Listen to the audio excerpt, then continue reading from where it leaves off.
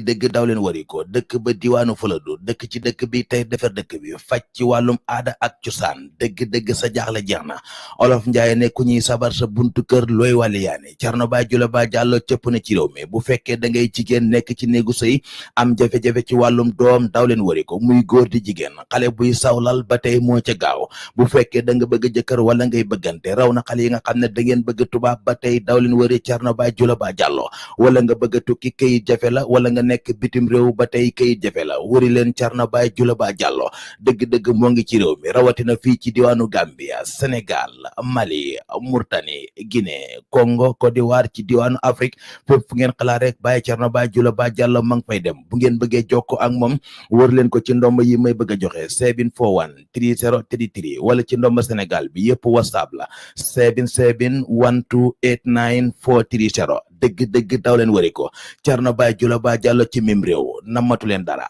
jëriñ.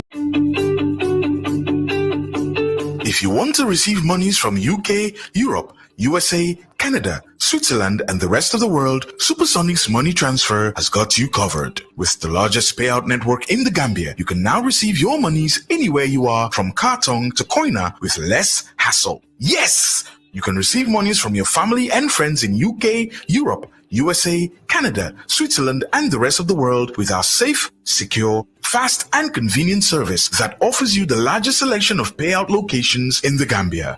SuperSonics Money Transfer. We are currently in 34 African countries and counting, giving you quality money remittance services that are second to none. Visit the Google Play Store or the Apple Store today to download the SuperSonics Money Transfer app and enjoy excellent money transfer services only with SuperSonics. System and be promoting your country directly. I mean, others can say it. You can draw the attention of the Director General or member of staff, draw to attention, but I'm them straight to my own. I'm very uncomfortable because my country legi recognizing ko man mange ligay in UNESCO, the schools are going down and so on. So really the Gambia needs assistance. So Munaman Nala sent there as an envoy, which was wrong. I mean, he can normally that is not done. But Mayor decided, despite the fact there were many criticisms, and you had a lot of opportunities who wanted to head the mission to Banjul as representative of Mayor and so on. But Mayor insisted that it was me, that I should go, which is a great honor to me, and it's a unique opportunity. So Chilanyo, Mawahak Nyomin Satan Jau, this man was his permanent secretary, Badara Diouf, very brilliant gentleman. Mok Asata, Mawaklenko. Then Mayor Namado Dem Lohonen, he sent immediately to the UNDP a check of $100,000 for the education department. And then when I came, but President Jammeh was very grateful. Mungi grateful on bubah kontanti. Then magena exaggerate.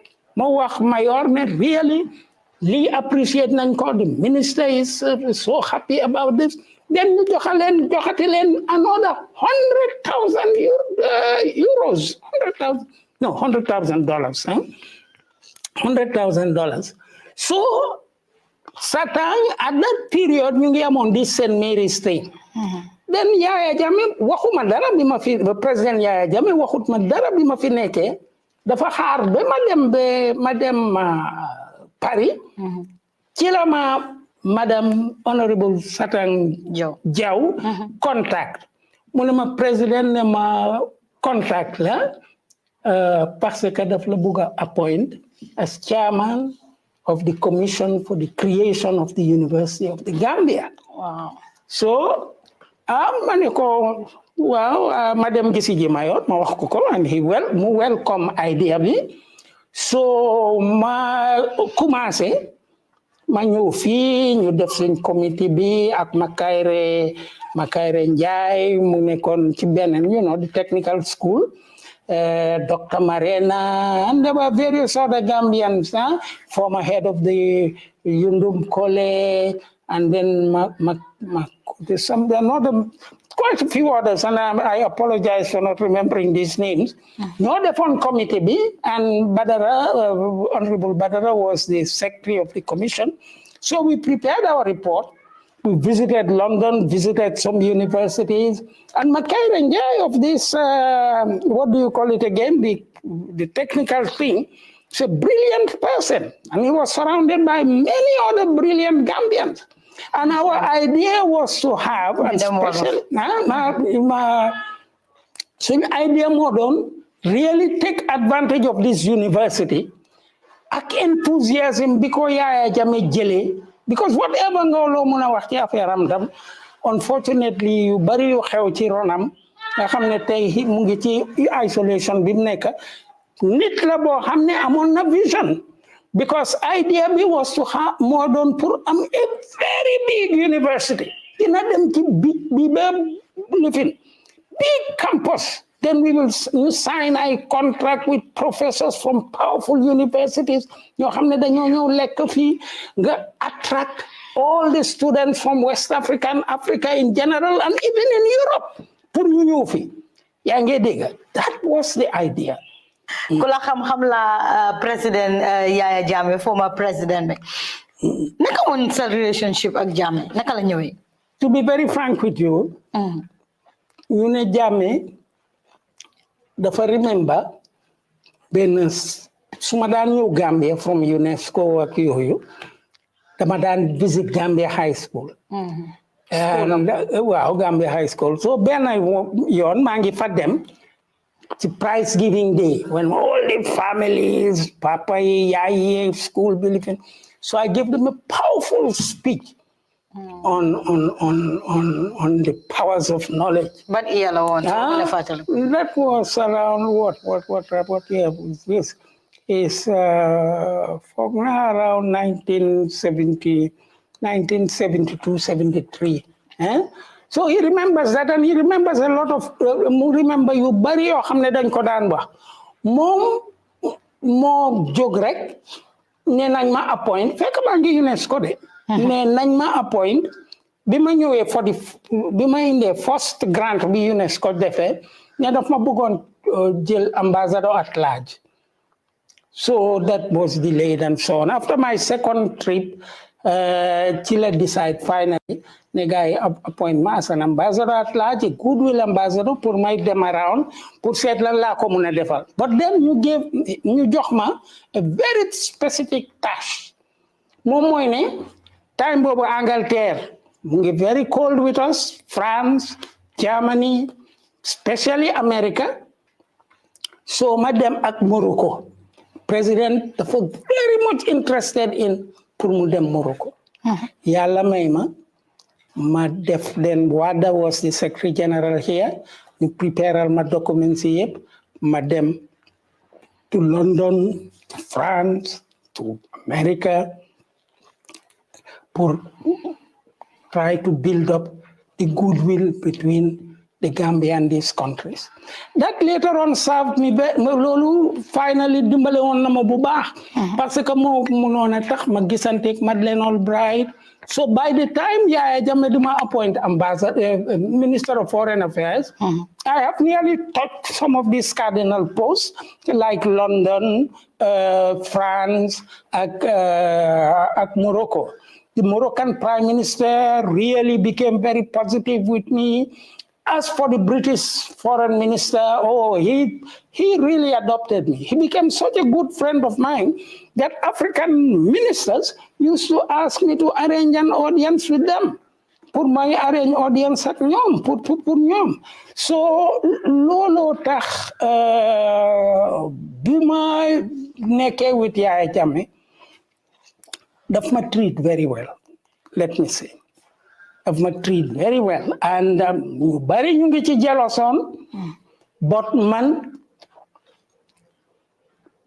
first thing lima foog ne Yàlla may na ma ko very quickly dama su ma gisee nit mun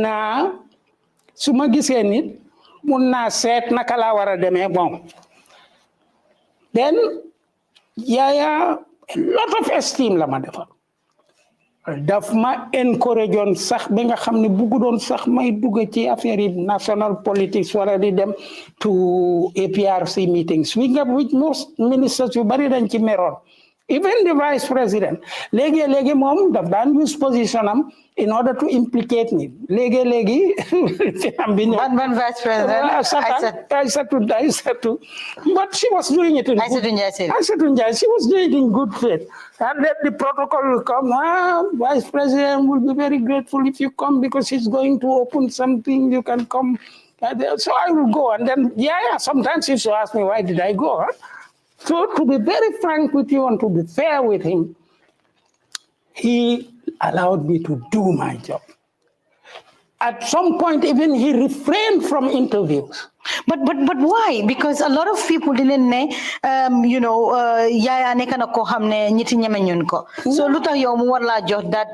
Because one thing, I wasn't afraid of him, and secondly, he knew that I was not defiant, but that whatever I told him, I meant it, and it was in his own interest. He's not a fool, huh? He is not. Yaya used to even hire in those days, perhaps we had more money and we had a lot of friends in the Gulf who would send us planes free of charge. He saw to it that our diplomacy was powerful enough. And then Maneka, on the throne of the Gambia. Telolu, Ablaye Sala ak Blaise Diagne Maodo Touré worked very hard on this pour que Gambia stone ci Security Council bi ñu jël ko di wax little Gambia naka la mën a nekkee di chairing the Security Council fi nga xam ne Angleterre all these big powers are there. But we presided over it. And for the period that we did it, we in the positive changes to Security Council. Because Britain, the Western countries, then side on Great Britain and America, ne Libyan si nga xamne ñoo nekkon ci lokka bi problème bi, fokk ñu try leen America wala Great Britain. And Libya tam bañ, ñu duñ ko def. So ñun ñoo recommend alternative system be then I would a third country and I was presiding the Security Council with all these big powers. And when I say I mean Gambia because I was doing it in the name of the Gambia. Mm-hmm. And I had as a legal advisor, legal advisor, Esa Fall, young legal advisor, used to accompany Blaise Diagne and I and Ablaye Sala to the Security Council. And he was very, very positive. And I can tell you that he was even very courageous because as a minister of Jammeh, he used to come and talk to me. As a young man, he was very young man, just newly recruited. But of my dad was bigger of my name, sir. Yes, you are right. But Munema, Hamona, Lisma on you know the boleji machili? No. Every moment bo xamne am nga colleague bu la wax lo xamne digala jëlal accept it. Accept it. So buma jël too much time President Yahya Jammeh was very correct. Jox na ko the best of diplomacy. And ñu bari bëggoon nañ mu arrest ma tëj ma wala because ñu ne ni ma bàyyee ni ma resigné ci ko am na kenn kam sax koo xam ne dañ ko pousse pour mu wax ko ni sa xam nga when he resigned with you bi moo génn dafa bang sa bunta bi. That was not true. Wow. Si lu ma jot a dégg naa loolu ne am ngeen benn xëccoo bu ndaw ñi ne da nga bang bunta si kawam loolu am na ndax amut. No, amut. I'm not crazy. Why would I do that to a head of state? I'm very protocol. I tell him things. I tell him solid truth. For example, naka la loolu xewee. No. Ak fan nga ko fekk ba war a wax ak moom. No, in his office, for example, bim dahe European ambassador of Europe. I am his advisor in the foreign service, and I talked to him. I told him that this was not in our interest. Maniko lead some interest, you a lot of prejudice. So munema duma daxati any ambassador. Mo lolou la ma wax. Ya nge dega. Mom Yahya Jammeh. So when mu daxa British bi dafa xaar dama travel mu def ko. Because then mun na wax ay turi nit ñu don every time sa Sidat Job xariti West bi la xariti tubaab yi lan len legi suñ ko maintenir fi suñ defut lañ tubaab yi ñoo defay dañoo jël xaalis di ko jox opposition bi di yónni xaalis through UNDP which is nonsense. Ma ne ko loolu amut. And he listened to me. yaa ngi dégg ma ñëw ci leer na loo xam ne bi ma bàyyee government many people don't know that ma génn ci Yahya Jammeh then African Union appointed me and Yahya Jammeh def loo xam ne kenn mënu da wax ne none of them understood even minister he gave me a passport a diplomatic passport for 5 years. 5 years lañ def ci diplomatic passport. ban yàlla la taana as ambassador. Naka as minister. No, I left the ban year la tana ban year nga nekk minister ban year 98 yes be 98 be 2001 okay no then they gave me a diplomatic passport and not only that whenever something happens and I get into madam bukuma li mu sound like blowing my own trumpet but all of these people netal islam ñi bopam madam ci office am ma da dégg voilà benn bés dugana ci office am fekk dama dégg ne loolu sax ndeysaan dem si yàlla bi Baba Diop moo ñëwoon mu ne ma sa ya president mu la doon seetaan all the time because depuis bakka dimba ñu ko wax ne you know danga nekk di prepare naka la tuddaati a coup d'état or something like that against him with the British and the Americans. Then kila naka mu am kena kutuda Muniru Dabo. He was then the head of this this thing. What do you call it? NIA.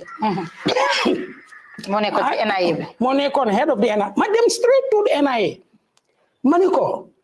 Mange dega ñu ne dañ wax president ne mange plot with the British and the Americans against him. Li ban nonsense la ni mu ne non dinañ wax Baba Diop bum la dugal ci affaire am yi. But Baba was very true to me.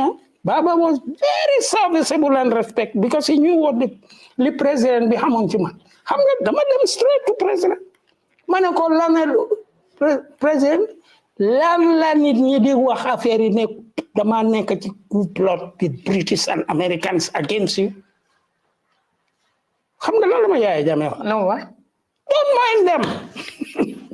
Don't mind them la ma wax. And loolu wax na ma ko ñeneenti yoon for other things. There were many people who used to go loo xam wala suñ gisee ne wax na dara ma jéem ko move out of it dañoo dem di ko wax ne yow yaay président bul di nangu Sidat bele soo jëlee décision bi muy génne sa décision but du leen faale because he was for the pour bigger good bi and man leen rek laa regret mooy pour moom ni ma resigné was brutal. I do not want to do it. But he was really shocked. He was really shocked. And bima baye ñu bari ngi doon bëgg jël opportunity bobu pour mu arrest. He would never do it. Am na ñu ne benn bés kenn moo dem ci office am No, Fatu Bugulende. No, I wouldn't like to. I know them all. I know all those who went, but they all paid for it afterwards. Them the officer wax ko dara about me ni lady wow bul nangu muy la change from your district yow yaay head of state and so on and so forth. Yaa ngi dégg mu ne ma soo xamee ñi nga xam ne dañoo ñëw ci suma office di ma wax affaire keneen yenn yi dama bugga Yahya Jammeh yenn yi dama bugga taaj leen taaj kiñ wax mu ne but léegi gis naa ne loolu is counterproductive comme que man xam naa ne dañoo def li ñoo def was a very brilliant man. He even showed me mu ne ma xam nga léegi su ku ñëw su commencé di raay boppam bi rek di ma wax dara di raay baatam bi naa ne kii li ma wax ndax dina ma ko ñeme ña wax ci kanam nit ki moo jéema li fin and then he used to enjoy mel ni yow maa ngi wax against you then in another circumstance we are together li moo gën a def mooy set interchange bi nekk suñ diggante because that will prove to him how hypocritical the person nit ki doon report keneen ci moom so affaire baa ngeen nekk very conversational now li ma bëgg a wax rek man moom mooy ne réew bu tuuti la but doctor level of thinking bi nekk fii dañ ko war a égal because suñ sovereignty ñu bari yëguñ ko suñ problème yi affaire tribe nañ xelaat ne this in fact suñ waxee dëgga we are the majority of the intellectuals ak ñi nga xam ne ñu nga help government bi pour mu move they are all the tribalized Gambia so doctor ban ñeme nga ma mun a wax ne yow ñeme nga Yahya Jammeh ku war ko wax loolu xit na Jammeh lu mu fi nekkut nit dina ne moo tax docteur wax loolu no to be very frank with you musuma koo ragal te musuda bugga ma ragal ko musuda bugga ma raxal amul kenn ku mu wax lii déedéet musuda bugga and he used to daf ma daan benn bés dañ dem ci moom te nii ministre moo ma ko wax dañ dem ci moom ne ko Sidat lii la wax li fekk I've already resigned fekk moo joxoon diplomatique ñu ngi doon jéem there were people who perhaps were ñu ngi uncomfortable on lan moo ci nekk ba Yahya Jammeh duma dee def dara yaa ngi dégg ñu dem ñu ne ko Sidat dafa di lii ñu ne niñ ma ko waxee direct ñu ne ma honorable biñ ko waxee mu ne lii Sidat moo ko wax mais lii Sidat waxu ko you understand we built that type of kan mooy woon sa sëriñ da nga amoon sëriñ no wax ñu I don't need duma ko wax kenn God is but why parce que Jammeh is very I don't have a Jammeh dafa nekk koo xam ne dafa ma jox la another practical example nen dem perhaps it's the method that I use with Jammeh and with a lot of respect. And you see, there he is decorating me when I went to Guinea-Bissau and got Vieira out of Guinea-Bissau. So, lima la buga wax mom moy ne amon na time bo xamne nearly half of the ministers ci cabinet kile rek lañ bañ Baba Diop. And Baba Diop, man, because he was very close to the president. He was so closest person to the president. Baba, yeah, there is no doubt about that. So,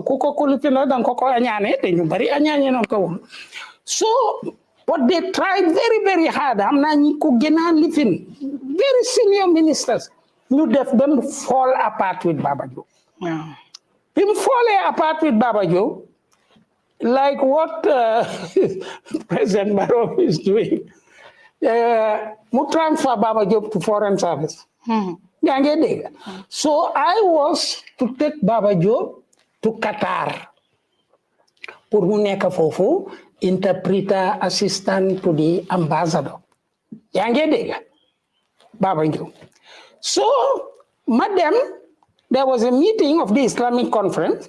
Manef Kafa at Mangom Sise. So many president mangi needed them Qatar. Na andak Baba Job. Munema, I'll be coming with him because I'm coming to the meeting. So Mandinako indeed Nako in the all what he needs is Jabaramak dom yep Nako indi. So in the meantime, the period that I left muted 1 week, sir. I'm going to def lu bon duñ succeed. For some reason, we link up again with Baba Job.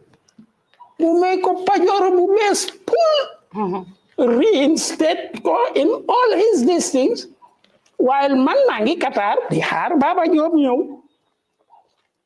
So, President Jammeh knew, ma gis ne Baba Job knew.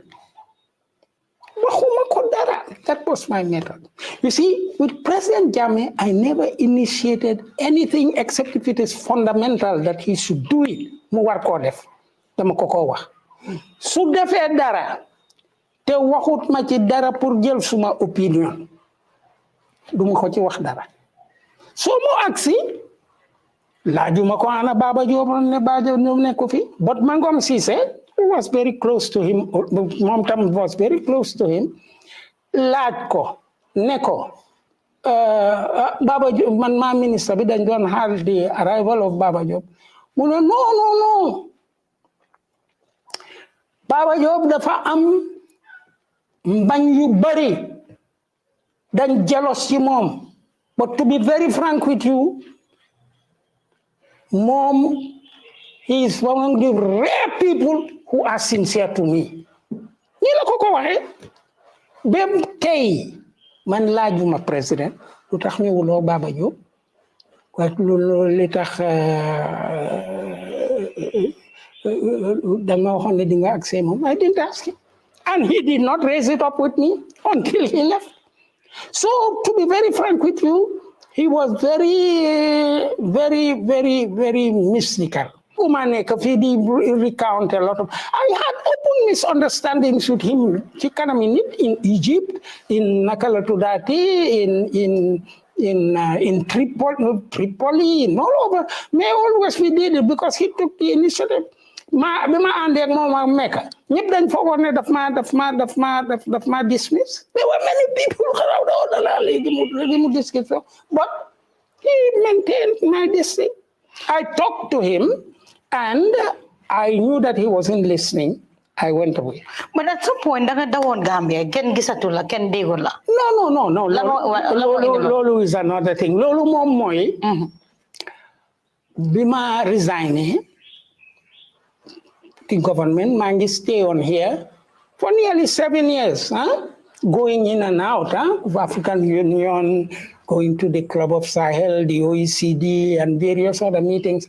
Then not only invite the meetings you bury. Then around that period, so remember very well, Baba Lee came out very strongly against what Yahya Jammeh was doing, saying that some of the things being ran it because Sharia, but Baba Lee said it's not Sharia. And then Fatou Bensouda also did something. I think it's whatever it may be, but he arrested both of them. When he arrested Fatou Bensouda and Baba Lee, many people don't know that he's very close to me. He comes here very often. We used to see one another, we talk and discuss. So bim dismiss it coincided with a trip bima neke fale neke Dakar. So I did not like that at all. Mangi don't hesitate either suma delu se pour jema wax affaire bi, but I was no more minister. Te suma waxe ci presse bi, then he was very bungi tangon torop ci affaire Baba Lee ak Fatou Bensouda. But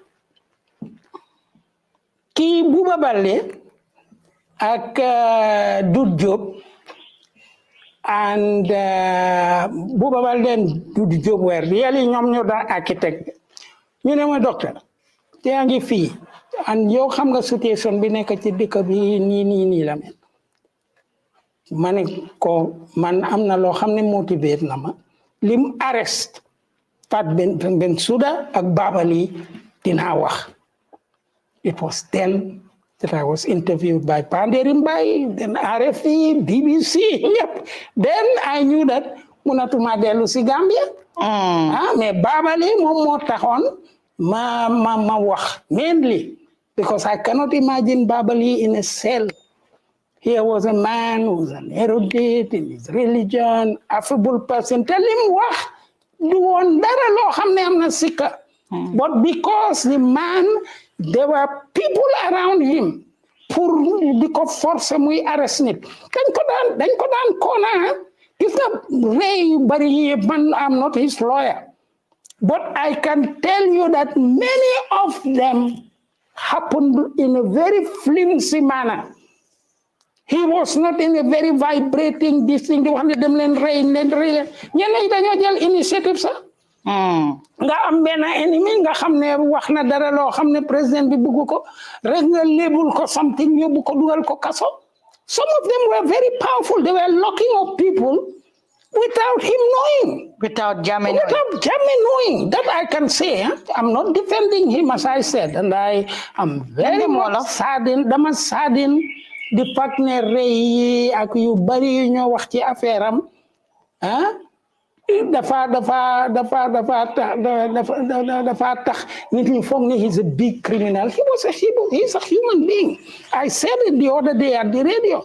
I have seen gis naa Jammeh many times rongoñam yi di génn. Yahya Jammeh di jooy. Wax na kon yow déglu loo sama interview bi dama seet ko. déedéet kay ñu ngi nii Gambian Talents. waaw déedéet. lu la Jammeh war a jooy. non he's a human being. He feels. daf dee fil benn bés maa ngi àndoon na moom ci place yu mu la foog naa Dobong la doon visite wala beneen dëkk ci foofu la doon visite den xale yi ñëw school bi ñëw pour welcome him yaa ngi dégg ñu xool nearly 80% of the school children all of them were barefoot. loolu daf ko touch bi rongoñam yi di génn man gis naa rongoñu Yahya Jammeh more than 3 times. So he's a human being. He feels. But you should not forget in that position, the position bobu image being a create of strength and internally linga feel are two different things. So yanaye dafa nek ci position bo xamne dañ ko ñew. For example, jëlal 40 Ghanaians and all these type of people yi nga xamne dañ leen rey. Yow fo nga ne from the beginning to the end he was involved. No, dañ ñu tiital ko. Su ñëwee tiital la ne ñi rebel lañ dañ leen invite ni kenn na ngee prepare coup d'état so indil nañ leen fetel so gisee ngeen ñëw ak seen sandwiches yi nii dañoo jéem a camouflage dinañ leen jox fetel pour ñu rey. So we have to eliminate these people. Perhaps loolu lañ wax nekkuma fa woon. And what will he do? They want to come and kill me? He was no more in control. Otherwise, the man I know and for whom I have been working as a diplomat will never take such a callous decision. So yow sa interview bi depuis bi nga defee interview boobu si la nga ragal a ñëw Gambia. ñëwuma Gambia and after a few months ma delloo si suma moto bi. My car came. So it's just to show you li xew. Mu am ñoo xam ne gis nañ suma moto bi ci ferry bi ak ci lii xaw ma ndax wax nañ ko ndax dañ ko bëggoon a jox surprise. But at 3 o'clock in the morning, suma sister si moo nekkoon fii ak jëkkëram. 3 o'clock in the morning, the blacks came here. ñu ne ko dañ bëgg a gis docteur. mu ne leen kooku ngi Dakar ñu ne ko déedéet moto gis nañ moto ma yor. She has to convince them that I wasn't here. But imagine if I had returned then. Perhaps they have not yet even told Yahya Jammeh. And perhaps waxuñ ko woon Yahya Jammeh. But amoon na ñenn ñu nekk ci ñoom ñoo xamoon na dañ amoon grievances.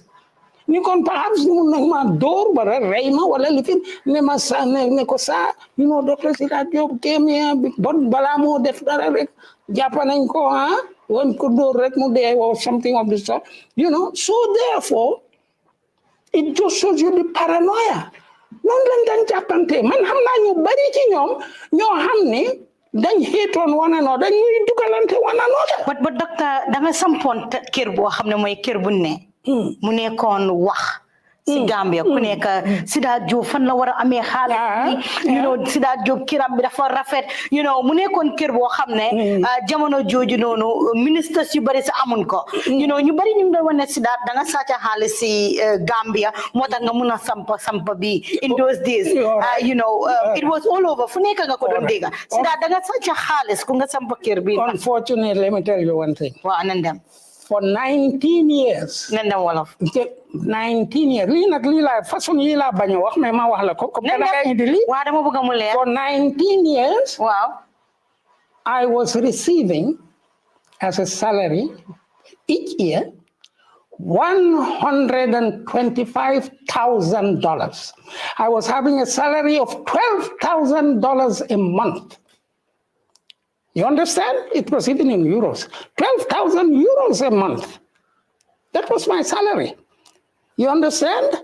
And when I left UNESCO, I was given 200,000 euros blank bulk. You understand? Which is not even a part of my pension. At present, I'm even better paid than some Senegalese ministers, not to talk about Gambian ministers. At present, in my retirement, with a salary of $12,000 a year, when you have a salary between $5,000 and $6,000 a month for life, and if my wife was living, she would be paid $3,000 until she dies in the next 50 years. You understand? Mashallah. So therefore, no. If Yahya Jammeh had anything to say about, on the contrary, I will even mom ak staff members. You dem Morocco. Mu génné $10,000 or $20,000 pour share ko among the ministers that travel with him. Mu jox mako. Ma jox ko secretary general ma leen ñu share ko. And I do not take part of it. Do ci jël sa wala. Do ma ci jël suma wala. Lu waral. Ma wax la sax even something to show you that I knew that I will. Te tam dama dugon in a position I had nothing to do with finances. When I left the government, ñu ma amal xaalis. Some of the things here na yi ma ngi amon suma gold card from UNESCO. For example, maa ngi Ethiopia. Ma wara dem Nigeria. Man may fayal suma boppa ticket bi pour come to be refunded. Am na yu bari yoo xam ne benn day refunding ma ko. And I will never claim it again. You understand?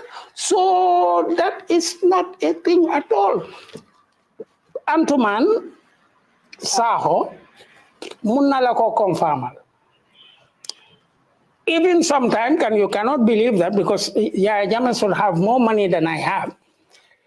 Suma ambassador Binyo, and this is just a positive illustration. Saho ne dafa bëgg a ticket pour dellu Dakar. Président ko demal gis sa ministre bi. Am na xaalis jokingly rek. And I gave him a ticket to go. Yaa ngi loolu nag alhamdulillah Yàlla dimbale na ma ci. That's even why in the position that I was, if I want to travel, say, to Burkina Faso and I don't have a plane, the president provides a plane, or Burkina sends me a plane, or the Libyans send me a plane, and so on. He gave me a lot of privileges. Loolu Yàlla ñëpp xam nañ ko.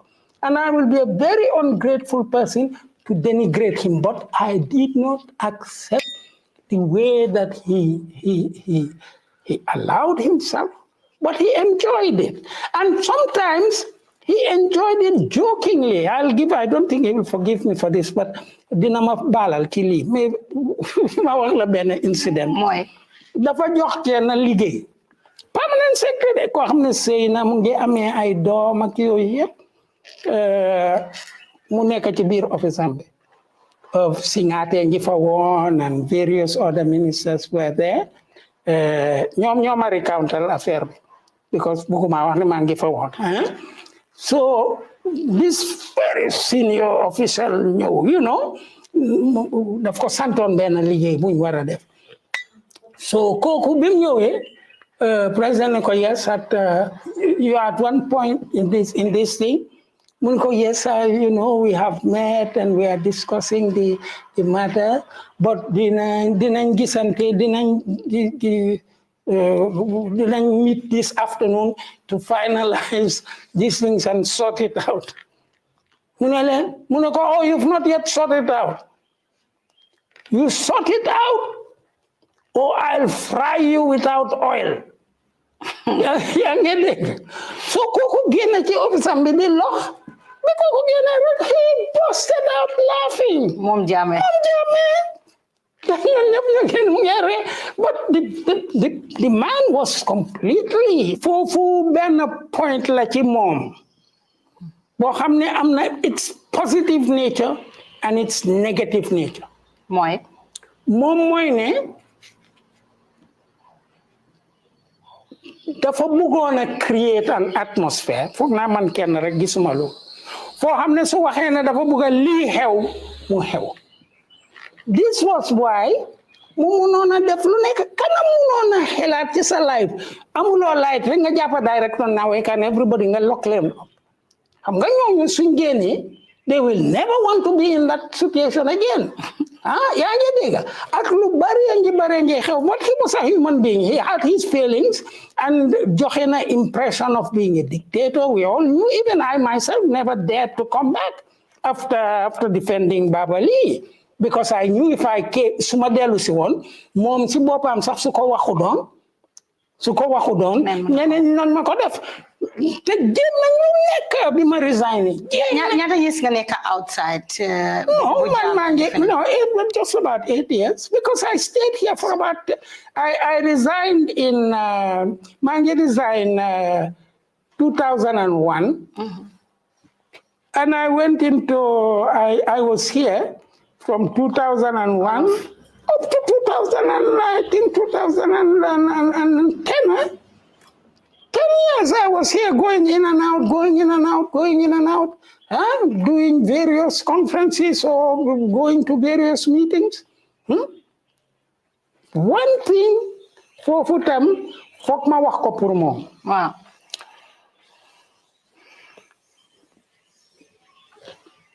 UN, African Union, daf ma prépare woon mission bu rëy jox ma staff ñu jox ma staff bu baax a baax ñoo xam ne dañ ma doon accompagner because dama waroon a dem because of the success bi ma am Guinea Bissau ba ma mun a génnee foofu Vieira and so on negotiations yi ñu def tam pour Casamance ba nga xam ne 8 Senegalese ministers had to come ñu ngi ñëwoon pour meeting bi in Atlantic Hotel African Union bi Amara Isi was moo doon kilifin bi naka la tuddaati secretary general bi nge dama war a dem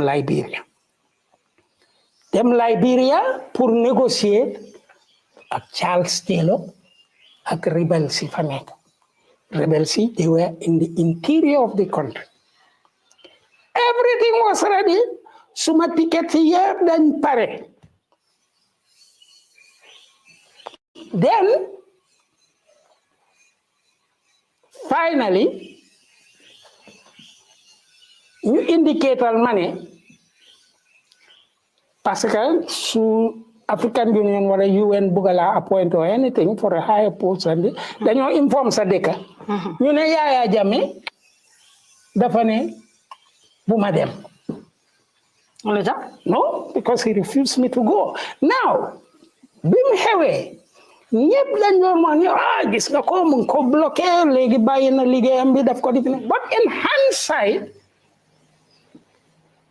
I came to believe dafa gisoon ne that post was exposing me to a lot of dangers yoo xam ne man suma bopp sax xawma ko because su ma jógee woon ci capitale Liberia dugga ci biir àll boobu ne dama negotiate with those rebels munoon nañu fa rey.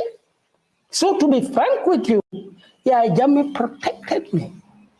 Protected me because suma dem bi file biñ ko informé pour ma dem Haiti, which is also another very dangerous country. You understand?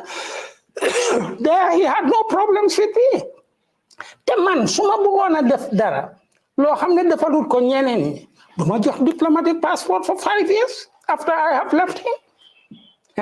That must come from a very different way of considering Kile doon former foreign minister. So loolu rek laa la wax ne fi mu nekk nii tey man gis naa all the good things that he could do, the great ambition, the vision of powerful things that he wanted for this country. The sad thing was, as a human being, he succumbed to flattery. He succumbed to ñi nga xam ne ñu ngi ko tagga ñi nga xam ne ñu ngi doon benefit from him. Gis nga tey li nag mooy suma conclusion. Tey li jotoon Yahya Jammeh, despite the fact that ñëpp a ngi foogoon ne ku am doole la mu ngi nekkoon, there was a circle around him ñoo xam ne ñoo doon benefit. Tey ana ñooñu ana général si ana ñeneen nit ñi nga xam ne position biñ occupé yoon luñ bëggoon ñu mun koo def. So he was in such a tight group that bi gaa yi defee lu ñoo def bëgguñ mu dem. Loolu nag ma wax la benn conversation because dugal na ma in a position to show you all his esteem for me. Foog ma wax ko su dul loolu duma nekk góor. Yahya Jammeh allowed me ma dem to 16 heads of state meeting to represent him. Moom du dem. One, it was cheaper for him than for him to travel. But I, as his foreign minister, was representing him.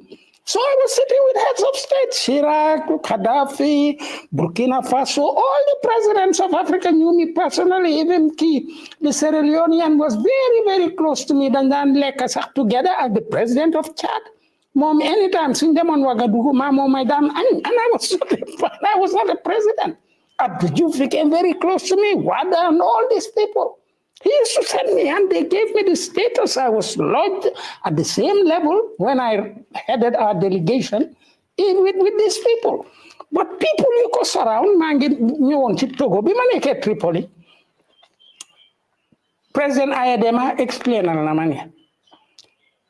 Munema, ñepa nge yuxu because Ghana rolling sa ñepa ko accused ne dictator la li dafa baña bayyi France, Germany, Angleterre ñep ma xam nga Mr. Minister man talking to me as a he's a president, I'm just a foreign minister. Mune many times la buga bayyi mais suma buggee bàyyi mu ne ma ñi nekk ci army bi ñi nekk ci civil service bi ñi nekk secretary lifin yi ak mayor yi dañoo def délégation ñu ne ma doo dem fenn soo demee ñun wataaw lan la ñoo def doo dem fenn. So he's a prisoner. You will say, okay, he shouldn't listen to them and walk away and do what he wants. He cannot. And that's what I say. I do not wish for our own head of state. We have a very peaceful country. MashaAllah. We wanted to have a transition to change from Yahya Jammeh, install democracy, constitution bu bees, gis ne institutions yi yëpp a ngi dox lu nekk a ngi correct ñu gis ñu as a sovereign state te suñu gisee as a sovereign state ñu mun a rapidly with efficient people ñi nga xam ne brain si réew mi yëpp lañ people like Bakary Ndiaye ki nga xam ne moo indi Gamtel to such a level ben tey brain am baa ngee liggéey suñ ko joxoon tey Gamtel dina ko yóbbu to international level léegi lu ma bëggoon a xam mu nekk maa ngi ñëw so therefore li ma buggal te li ma ñaan na yàlla may suñ président bi mu mun a àgg ci discernment bi as much as mu ngi grateful pour ñi ko dimbale pour mu nekk ak ñi continuer di ko won ne ñun ñoo la support kenn du bugga pour mu humiliate leen mais que yàlla may ko strength bi nga xam ne dina mun a see clearly ci li xew gis at the present moment ni ñi ñoo wax yépp yoo xam ne doxuñ ci réew mi blémuñ ko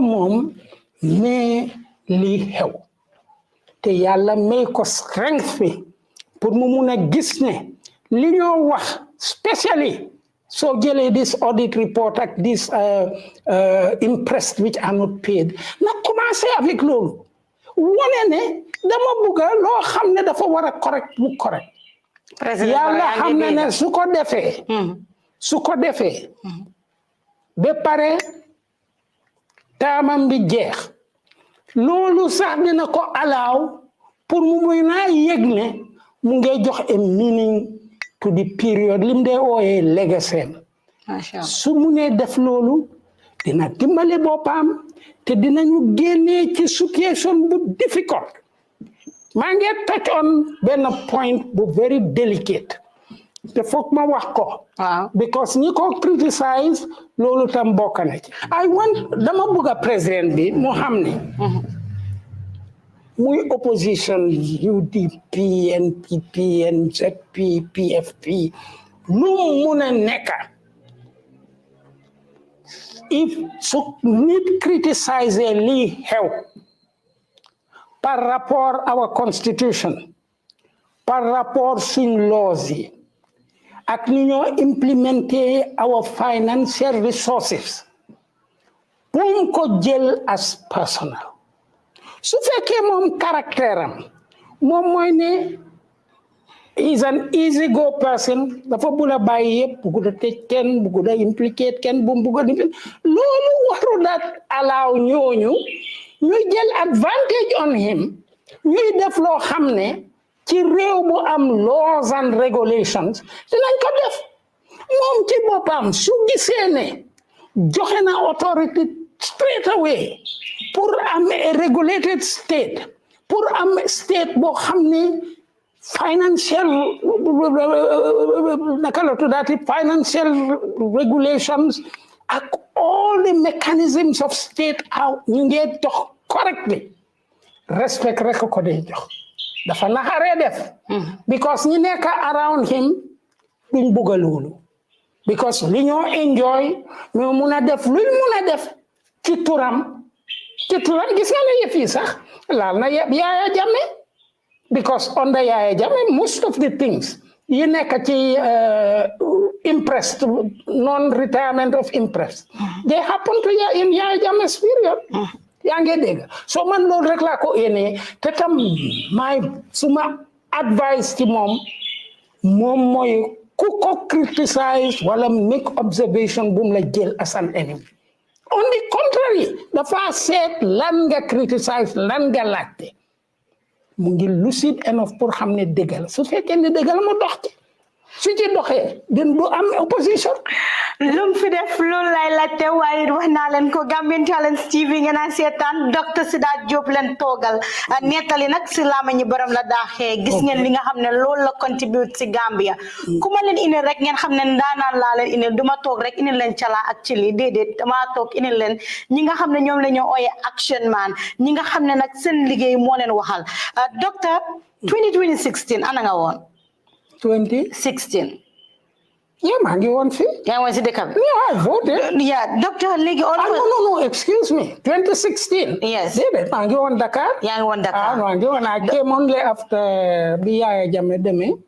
Sila nga ñeme ko ñëw. Well, but I came before even but I like what you said. Ci nga ñeme ñëw ci la ñëpp ñeme ñëw. Gis nga nga ne si la ñoom ñeme nga ñëw.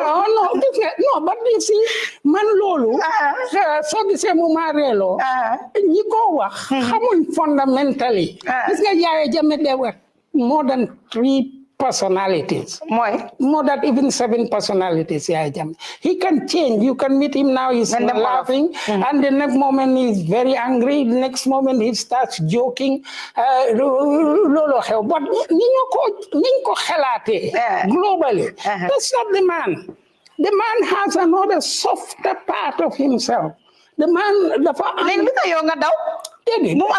soft part déglu na bi ma resigné ci position bi ma nekkoon su fekkoon ni ku soxor la woon amoon na all the opportunity pour mu arrest ma because as foreign minister gisoon naa how close I was to Kile naka la tuddaati to Robin Cook biñ nekkee South Africa pour woon la nag because the British duñ ma doon allow ma def loolu Robin Cook ñu ngi woon ci benn hall mu agsi ak queen bi yaa ngi dégg moom ma oo man pour introduce ma directly to the queen bi mu defee loolu lan laa def man ma dem ma ne suma président bi demal wax ak queen bi and the president came and started talking. The queen was very much interested. maa ngi doon gis ni mu doon seetee suwadi Yahya Jammeh but he spoke to him.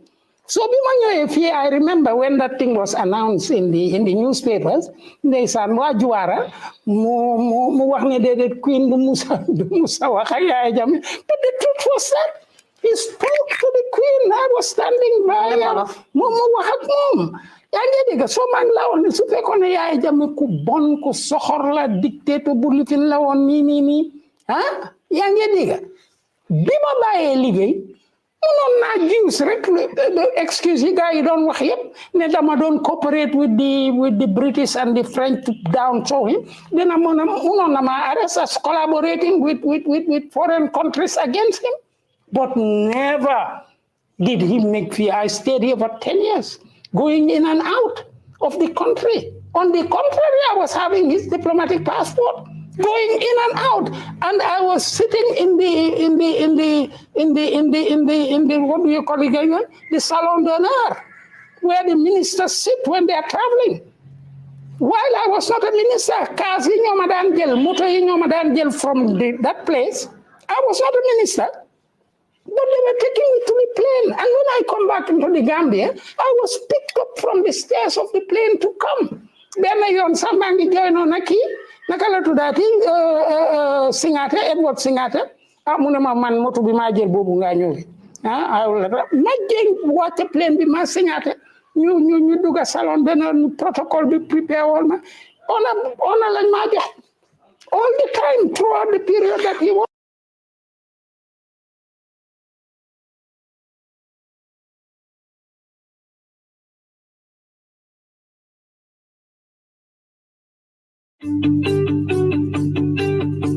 If you want to receive monies from UK, Europe, USA, Canada, Switzerland, and the rest of the world, SuperSonics Money Transfer has got you covered. With the largest payout network in the Gambia, you can now receive your monies anywhere you are, from Kartong to Koina, with less hassle. Yes! You can receive monies from your family and friends in UK, Europe, USA, Canada, Switzerland, and the rest of the world with our safe, secure, fast, and convenient service that offers you the largest selection of payout locations in the Gambia. SuperSonics Money Transfer. We are currently in 34 African countries and counting, giving you quality money remittance services that are second to none. Visit the Google Play Store or the Apple Store today to download